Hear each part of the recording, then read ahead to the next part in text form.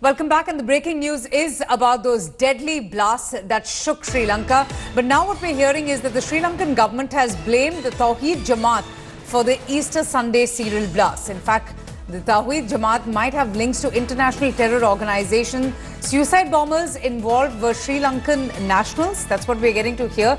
24 people have already been arrested in connection with those horrific blasts which rocked Sri Lanka, those blasts ripping through hotels and churches on the Easter Sunday that killed 290 people, injuring 500. So this is the latest update that we're getting in from the Sri Lankan government that has squarely blamed the Tawheed Jammat for those horrific serial blasts. Tawheed Jammat might also have links to international terror organizations as well. But most interestingly, what we're hearing is that the suicide bombers who were involved in those serial blasts were Sri Lankan nationals.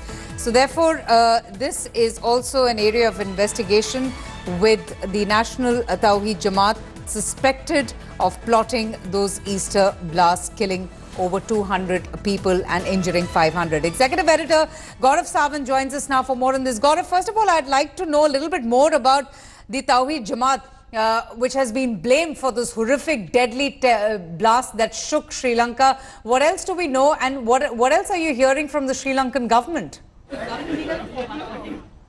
Avantika, the National Tawheed Jammat is a radical Islamic organization based out of Sri Lanka. It has been under the scanner of the Sri Lankan agencies for several years now. But it's only now that it's officially been linked, to the developments in Sri Lanka. Intelligence inputs, Avantika, from the 11th of April seem to have talked about two aspects. One, that the National Tawheed Jammat could be involved in attacks on churches. That was an intelligence alert that had gone out of the police commissioner of Colombo.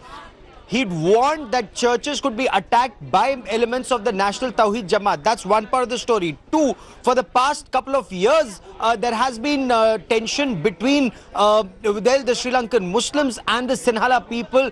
There was a crackdown that had taken place. Several radical elements were also detained in connection with developments that were taking place in Sri Lanka. But you know, Gaurav, I just wanted to understand from you that the Tawheed Jammat, they had issued a denial. They said that they have no role to play in these blasts.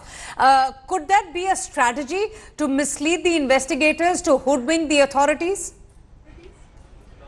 So, Avantika, we'll now have to wait and see what investigations reveal, because the Sri Lankan government has been extremely careful in the past 24 hours. No organization was named.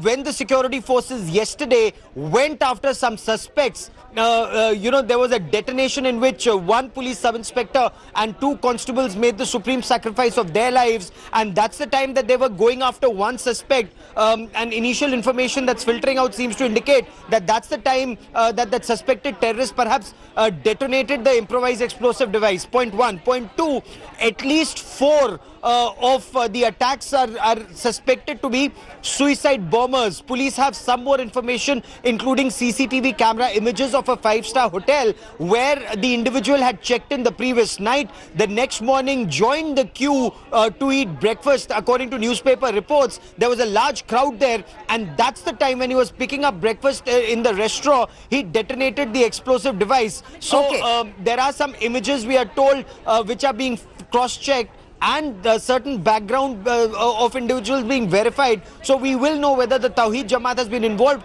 and the evidence that the Sri Lankan police are able to put together, Avantika.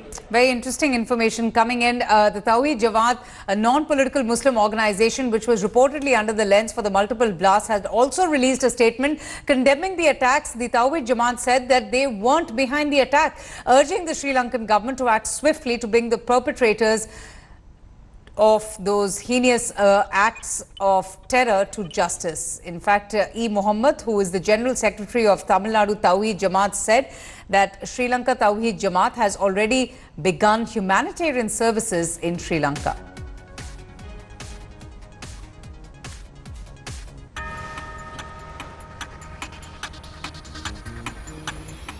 Thanks for watching the video.